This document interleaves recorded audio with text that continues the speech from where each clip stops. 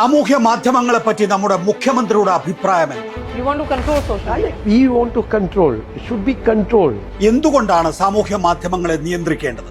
Reporter ഇവിടെ വാർത്ത കൂടി ഫേസ്ബുക്കിൽ നിന്ന് റിമൂവ് ചെയ്യിപ്പിച്ചിട്ടുണ്ട് സർക്കാർ. ഏറെക്കാലം മുമ്പല്ല വി.ഡി. സതീശൻ AKG സെന്ററിലെ സാമൂഹ്യ മാധ്യമം കൈകാര്യം ചെയ്യുന്ന ഒരാൾക്കെതിരെ ഭീഷണി മുഴക്കി.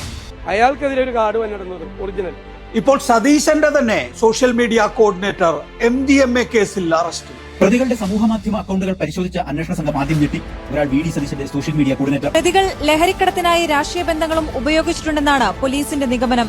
ബംഗളൂരുവിൽ നിന്ന് കേരളത്തിലേക്ക് ലഹരിക്കടത്തുന്ന സംഘത്തിലെ പ്രധാനികളാണ് നിലവിൽ പിടിയിലായിരിക്കുന്ന കോൺഗ്രസ് പ്രവർത്തകർ. മുഖ്യമന്ത്രി അടിയന്തരമായി ഇടപെട്ടു. പോലീസിന്റെ സൈബർ ഡിവിഷനെ കൊണ്ട് മെറ്റയിൽ ഇടപെടുവിച്ചു.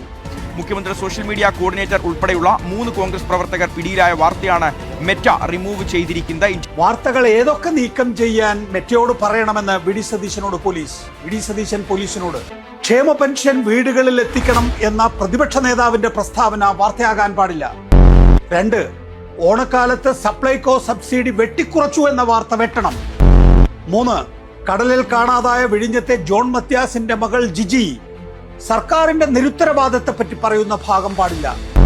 4, TG മോഹൻദാസിനെ തൊടാൻ കേരള പോലീസിന് പേടി എന്ന ക്യാമ്പയിൻ വരാൻ പാടില്ല.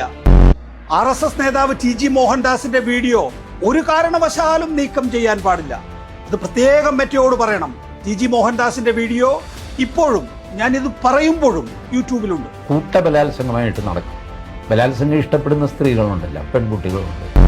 The day when Rahul Gandhi raised question on Adani, that point of time they start this type of conspiracy.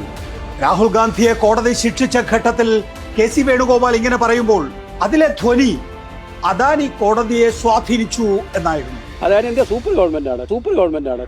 TG മോഹൻദാസിനെ ജയിലിലേക്ക് അയക്കാതിരിക്കുമ്പോഴും അദ്ദേഹത്തിന്റെ പോസ്റ്റ് ഡിലീറ്റ് ചെയ്യാൻ ഭയക്കുമ്പോഴും അതേ വാക്കുകൾ തന്നെ ആവർത്തിക്കാൻ തോന്നുന്നു. RSS ഇത്ര വലിയ സംഭവമായി കേരളത്തിൽ വളർന്നത് അറിഞ്ഞില്ല. ഇതെന്താ BJP ഭരിക്കുന്ന സംസ്ഥാനമാണ്. 35 സീറ്റ് കിട്ടിയാൽ കേരളം ഭരിക്കുമെന്ന് K. സുരേന്ദ്രൻ എന്ന പ്രവാചകൻ ഒരിക്കൽ പറഞ്ഞതോർക്കുന്നു. 35 സീറ്റ് കിട്ടിയിരുന്നെങ്കിൽ കേരളം ഭരിക്കും ഞാൻ ഇപ്പോഴും പറയുന്നു. മോദി എങ്ങനെയാണോ ജന്തർ മന്തർ സമരത്തെ നേരിട്ടത് സമാനമായ വിധത്തിൽ തന്നെയാണ് വി.ഡി. സതീശൻ കേരളത്തെയും നയിക്കുന്നത്. അറിഞ്ഞില്ല, ആരും പറഞ്ഞില്ല.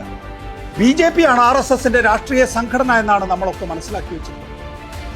കോൺഗ്രസും ലീഗും RSSന്റെ സ്വന്തം കുഞ്ഞുങ്ങളാണ് എന്ന് നമ്മൾ മനസ്സിലാക്കുന്നത് മാത്രമല്ല, എത്ര ഭീകരമായാണ് ഇവർ കേരളത്തെ പറഞ്ഞു പറ്റിച്ചത്.